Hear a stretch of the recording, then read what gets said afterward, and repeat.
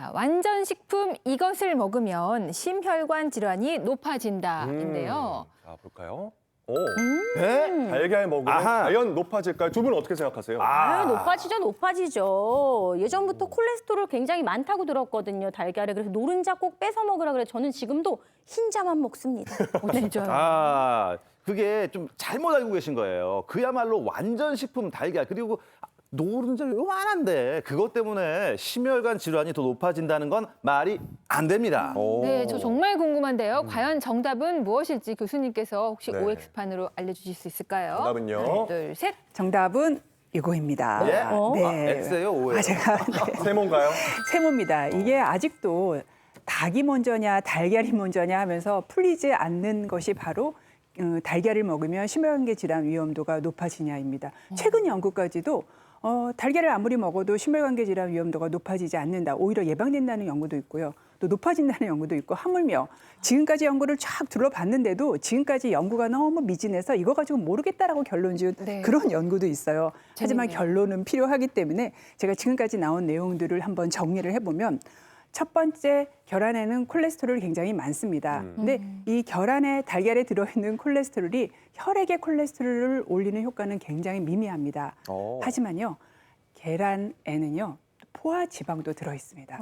그래서 무조건 많이 먹을 수는 없어요. 네. 그리고 또 콜레스테롤과 포화 지방이 좀 들어있다고 해도 계란을 포기하기에는 너무 좋은 식품입니다.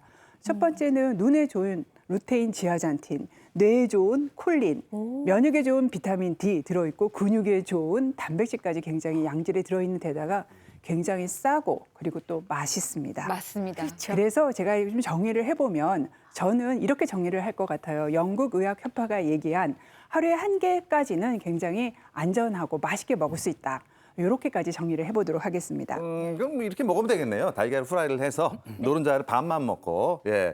나눠 먹을까요? 그렇죠. 예, 아, 이렇게 괜찮네요. 먹으면 될 것 네. 같습니다. 한 개까지는 마음 편하게 먹어도 그렇습니다. 되니까 드셔도 그런데 돼요. 네. 사실 뭐 피 속에 콜레스테롤이 많아서 뭐 심혈관 질환, 고지혈증 이게 안 좋다 하는데 콜레스테롤 수치는 이종현 교수님 무조건 낮은 게 좋은 건가요? 무조건? 네, 이것도 사실은 논란이 좀 많은데요. 먼저 콜레스테롤이 우리 몸에서 어떤 역할을 하는지 먼저 설명을 드리겠습니다.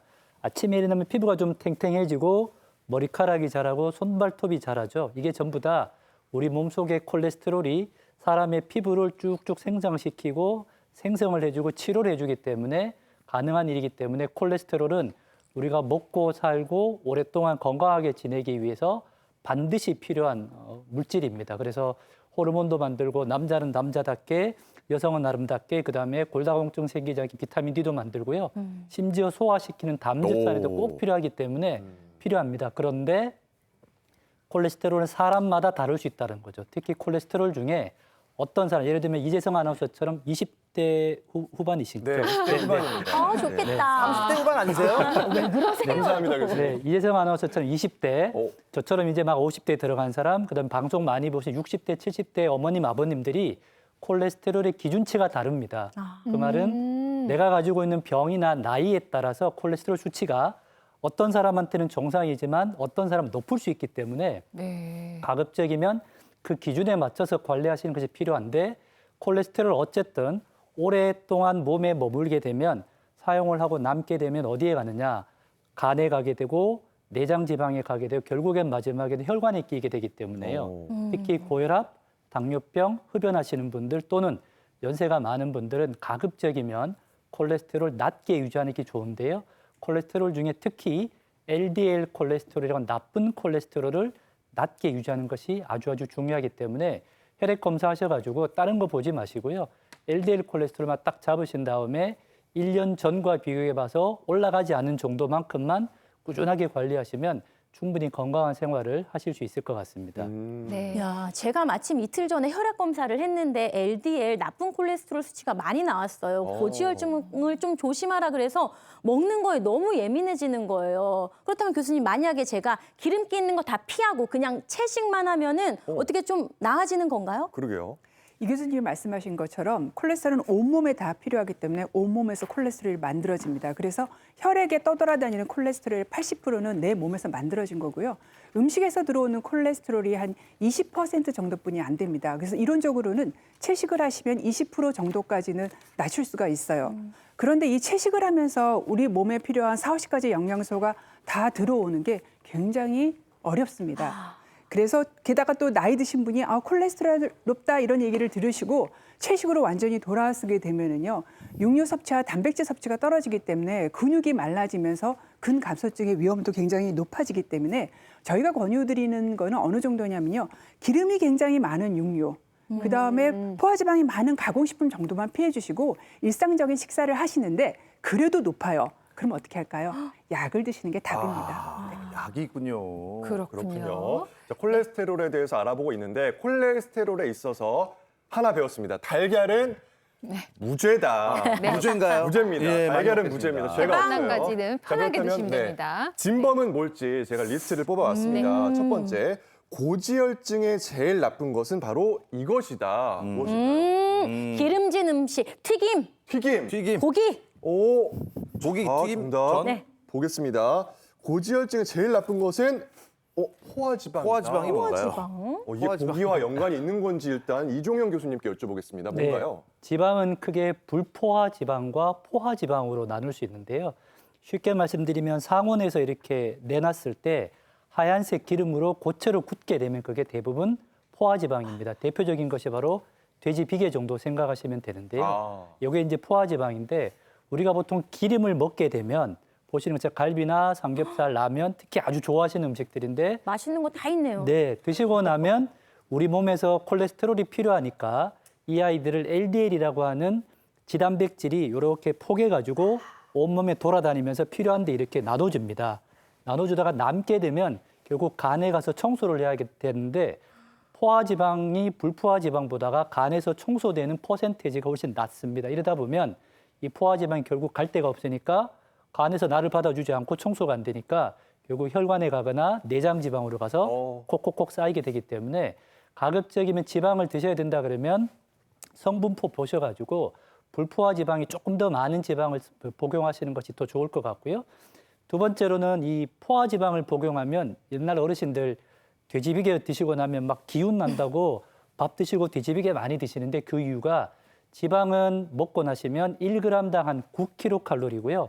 밥 탄수화물은 1g당 한 4kcal니까 아이고. 똑같은 것을 드셨을 때 한 2배 정도 힘이 세지니까 옛날 어르신들은 기운이 없으면 일단 포화지방 많이 드시게 되는데 아까 말씀드렸지만 기운을 내게 하는 데는 필요하고 박연아 교수님 말씀처럼 근감소증 등에는 좋긴 하지만 많이 복용하시게 되면 너무 많이 쌓이기 때문에 이게 결국에는 몸에 켜켜이 쌓이게 되고 문제를 만들기 때문에 지방을 꼭 확인하셔서 가급적이면 불포화 지방을 좀 골라서 드시는 것을 권유를 드리고 싶습니다. 네.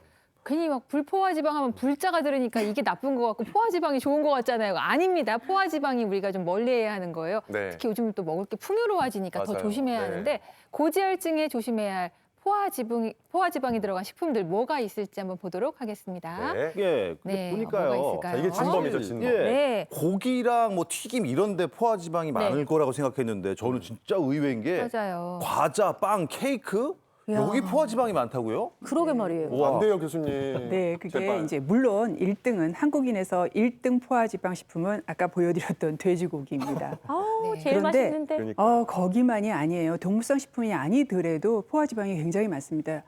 그냥 맛있는 우리가 간식으로 먹는 케이크라던가 빵, 쿠키류에 굉장히 또 포화지방이 굉장히 많습니다.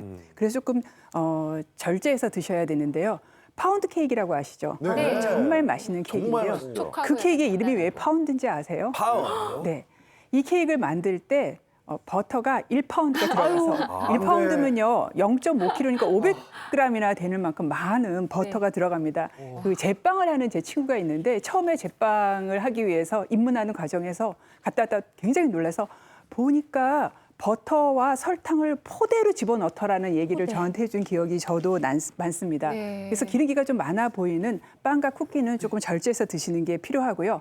그다음에 또 이 라면. 이 라면도 이 면을 튀겨서 만드는데요. 이때 쓰는 기름이 바로 팜유라고 그래서 식물성 기름이지만 포화지방이 굉장히 많은 기름입니다. 그래서 라면을 많이 먹는 젊은 사람들 그 층에서는 포화지방을 먹게 되는 3대 원인이 되고 있습니다. 참 듣기가 불편하네요, 저는. 살아나는데. 진짜. 그냥 라면, 뭐 파운드 케이크한테 약간 배신당한 느낌 뭐 이런 게 좀 듭니다. 진짜 맛있긴 한데요. 네. 자, 고지혈증을 유발하는 진범을 찾아라 두 번째 보도록 하겠습니다. 네. 콜레스테롤 높이는 의외 이것인데 이게 진짜 의외. 의외거든요. 의외. 그래요? 민주 씨 짐작할 수 있는 게 있나요? 네, 이거. 의외라면 혹시 과일 자두인가요? 난감아. 이거 저희는 사실 한번 학습을 네, 했습니다. 우리 며칠 박수현 전에. 아나운서가 지난주에 굉장히 반성을 하고 나왔던 커피요? 커피인데요. 커피. 네. 네. 커피가 콜레스테롤을 높여요? 진짜요? 네. 아까 케이크랑 쿠키, 라면 못 먹겠는데 커피까지 못 드시게 하니까 굉장히 네, 슬픈 현실이긴 한데요. 이럴 수가. 사실 저희가 늘 말씀드리지만 적당량의 모든 음식은 괜찮습니다. 커피도 적당량은 괜찮습니다. 오히려 더 좋다는 연구 결과도 많은데요. 커피를 드시면 왜 콜레스테롤이 올라가냐면 커피 내리시면 특히 요즘은 좀 덜하지만 봉지 커피라고 하죠. 믹스 커피라고 하죠. 그걸 타시면 위에 이렇게 하얀색 거품이 보이실 건데요. 그렇죠. 그 그 맛을 먹는 거품 거죠. 안에 대부분 지방이 들어가 있습니다. 포화지방과 불포화지방이 믹스가 되어 있는데 우리 커피 드실 때도 거의 우리나라 분들 좋아하시는 국 드실 때처럼 거의 바닥까지 다 드시잖아요. 하얀색 크림까지 다 드시기 때문에 생각보다는 커피 드실 때 카페인뿐만 아니라 지방 섭취가 꽤 많습니다. 그래서 보통 하루에 3-4잔 이상 드시면 콜레스테롤 수치가 훅 올라가기 때문에요. 직장에서 스트레스 받는다고 커피 그냥 습관적으로 계속 드시면 어느 날 갑자기 혈액 검사해 보시면 콜레스테롤이 너무 높아가지고 화들짝 놀라시는 경우가 많기 때문에 저희가 추천하기로는 가급적이면 3잔 아래로 커피를 드시도록 그리고 또 물로 이렇게 섞어서 좀 희석해서 드시도록 이렇게 권유를 드립니다. 가장 좋은 게 하루에 한두 잔이고 아무리 많아도 석 잔 아래로 드시는 네. 거 안 돼. 하겠습니다. 절망적이에요. 지켜주세요, 박태원 아나운서. 네, 알겠습니다. 자, 이어서 세 번째 범인 보도록 하겠습니다. 이거는요, 중성지방을 높이는 땡땡이에요. 뭘까요? 잠시만요. 네. 여기서 잠깐만요. 네. 전화 답 맞히기 전에 이거 전화 찬스 한번 쓰면 안 될까요? 전화기 안 갖고 왔잖아요. 아니 그게 아니라 알려드릴게요. 왜냐면 아니 중성지방이 뭔지 알아야지 이게 문제를 맞히는데 중성지방 몰라요? 중성지방이 어디 있는 지방이에요? 이제 지방이 쫙 있잖아요. 네. 몸에 이렇게 여기가 고성지방, 여기 중성지방, 저성지방. 여기 중성지방은 요쯤이 중성지방이라니까. 너무 진짜처럼 말씀하시니까 저 지금 속아 넘어갈 뻔했어요. 너무 저러면 저쪽을 이렇게 외면하고 싶어져. 제곱이 아니에요. 구성, 저성. 센스는 만점이에요. 센스는 만점인데 요쯤이 중성지방이라니까. 정답은 아닐 것 같아서 우리 박현아 교수님께 여쭤보겠습니다. 중성지방 정확히 뭔가요? 그 중성은 구중성이 아니고요. 산성도 아니고 알칼리도 아닌 중성이라는 뜻의 중성입니다. 알았어요, 우리가 그거 이제 원래. 지질 검사를 하면 4가지 수치를 알게 돼요. 총 콜레스테롤, LDL 나쁜 콜레스테롤, HDL 좋은 콜레스테롤, 그리고 중성지방이라는 수치를 받게 되는데 아니 다른 거는 다 뒤에 콜레스테롤이라고 붙어 있는데 얘는 그런 말이 없으니까 도대체 이게 뭔가라고 생각을 뭐예요? 하시는데 중성지방이. 간단하게 생각하면요. 저장형 지방이 중성지방입니다. 우리가 뭘 먹었는데 먹고 쓰고 남은 에너지가 있어요. 그럼 어딘가 보관해야 되잖아요. 이때 간은 에너지를 모아서 중성지방으로 만든 다음에 체지방으로 막 여기저기 쌌습니다. 그리고 음식이 안 들어와서 에너지가 부족할 때 그것을 다시 끄집어내 가지고 에너지로 사용을 하게 됩니다. 그래서 아까 고성지방, 중성지방 얘기를 하셨는데 사실 우리 몸의 체지방이 중성지방이고요.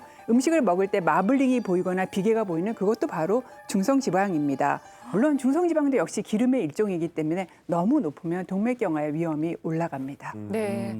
그래가지고 옛날에는 막 마블링 있는 고기 굉장히 좋아했었는데 요즘 보면서 이게 내 몸속에 들어가면 중성지방이 되는구나 하니까 더 쌓이죠. 오히려 더 또 마블링 없는 게 더 저렴해요, 가격도. 약간 등급을 낮춰 먹는 것도 저는 요즘 굉장히 생활의 지혜로 이용하고 있습니다. 네. 자, 그러면 다시 문제로 돌아와서요. 중성지방을 높이는 이것이 뭘지 다시 한번 좀 볼게요. 중성지방을 높이는 이것. 이거. 뭘까요? 아무래도 고기 아닐까요? 고기밖에 고기. 생각이 나지 않아요, 사실은. 자, 정답 바로 공개합니다. 네, 정답은요. 중성지방 높이는 단순당. 어머, 단 거? 당은 많이 들어봤는데 단순한 단순당? 당인가요? 단순당이 뭐죠? 뭐예요, 박현아 교수님? 네. 그 탄수화물을 좀 많이 먹어서 문제다, 줄여 먹자 이런 얘기를 많이 하시니까 탄수화물이 뭔가 이게 적 같은 생각이 드는데요. 그렇지 않습니다. 탄수화물은 우리가 지금 당장 쓸 에너지입니다. 그러니까 마치 아까 말씀드린 중성지방이 적금 같은 거라면 또는 예금 같은 거라면 이 탄수화물은 내 소주머니에 들어서 당장 쓸 수 있는 그런 에너지와 같은 현금 같은 에너지군요. 예, 에너지입니다. 그런데 문제는 너무 많이 먹었을 때 이 남는 탄수화물이 문제인데 그렇게 되면은 간에서 이 탄수화물을 수거를 해가지고 중성지방으로 막 만든 다음에 혈액으로 뿌립니다. 그래서 혈액의 중성지방 농도가 그렇게 되면 증가할 수밖에 없는 거죠. 근데 특히 탄수화물 중에서 단순당은요, 굉장히 단순하게 생겨서 이름이 단순당이거든요. 아, 그렇습니까? 그럼 소화가 빠를까요, 느릴까요? 소화가 되게 빠릅니다. 그래서 단순하니까. 혈당을 굉장히 많이 올리게 됩니다. 그럼 혈당이 올라가면 혈당을 떨어뜨리기 위해서 인슐린도 굉장히 많이 올라가게 되는데 우리 몸 안에서 인슐린이 많아지면은 이 간에서 포도당을 가지고 지방인 중성지방을 만드는 일을 더 촉진하게 되기 때문에 단순당을 많이 드시면 이중으로 혈액의 중성지방이 올라가게 됩니다. 네. 또 중성지방을 높이는 적이 바로 아까 제가 커피 드시지 조심하시라, 라면 조심하시라 말씀드렸는데요. 또 약간 슬픈 소식을 말씀드리면 아마 박태원 아나운서가 싫어하실 수 있는데 오늘은 계속 슬퍼요. 예. 중성지방의 주범이 바로 술입니다. 술이요? 아이고, 네. 아이고, 박태환 네. 아나운서, 아이고. 준비한 사진을 먼저 보시고 말씀을 드리겠습니다. 네, 보시면 오른쪽에 보이시는 정상혈액은 혈관이 굉장히 투명하죠. 맑아서 뒤쪽이 다 보이는데 왼쪽은 보시면 마치 고름처럼 저게 아이고. 뒤쪽이 저게 바로 중성지방이 아주 풍부한 혈액입니다. 예. 혈액이에요? 예. 제 혈액 같아요. 예. 오른쪽은 저 같아요. 네. 네, 두 분이 딱 아주 정확하게 비유해 주셨는데요.